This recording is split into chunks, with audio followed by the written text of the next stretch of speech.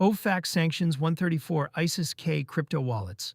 Tether freezes the funds. The U.S. Treasury's Office of Foreign Assets Control added 134 cryptocurrency wallet addresses linked to ISIS-K to its sanctions list. And Tether froze the associated tokens in response. Of the 134 addresses, 131 were on the Tron network, according to Cointelegraph.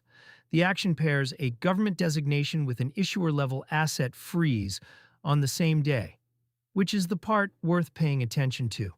This is not a story about a hack or a market move. It is about the plumbing. The freeze shows how far centralized stablecoins have shifted from digital cash toward a permissioned payment network, where the issuer can lock any balance on request.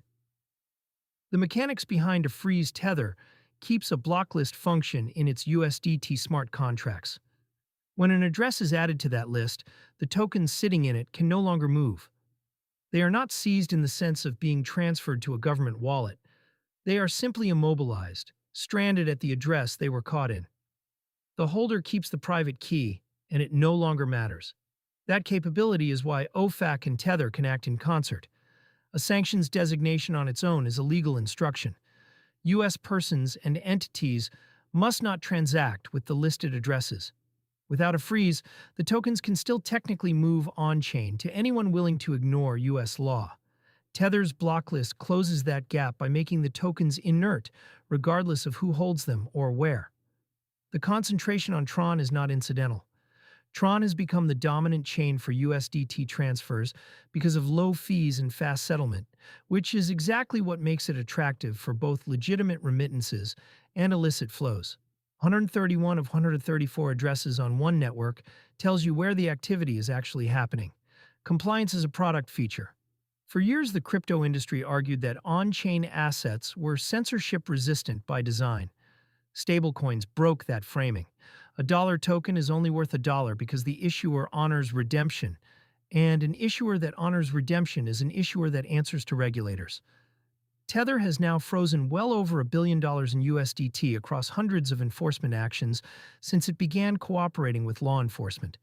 And each freeze reinforces that the redemption guarantee and the freeze switch are the same lever. That is a feature for the compliance side and a risk disclosure for everyone else. If you hold USDT, USDC, or any centralized stablecoin, the balance is subject to the issuer's control. The odds of an ordinary user being frozen are effectively zero, but the mechanism that freezes a sanctioned wallet is the same mechanism that could freeze any wallet the issuer is compelled to act against. This is the counterparty exposure that comes bundled with custodial value. For anyone using stablecoin spending rails day to day, the practical read is unchanged.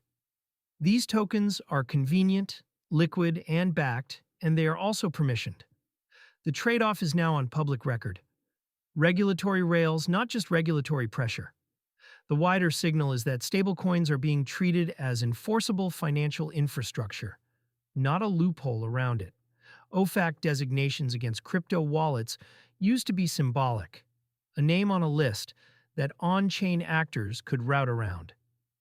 Pairing the designation with an issuer freeze turns it into an actual interdiction. Funds do not move.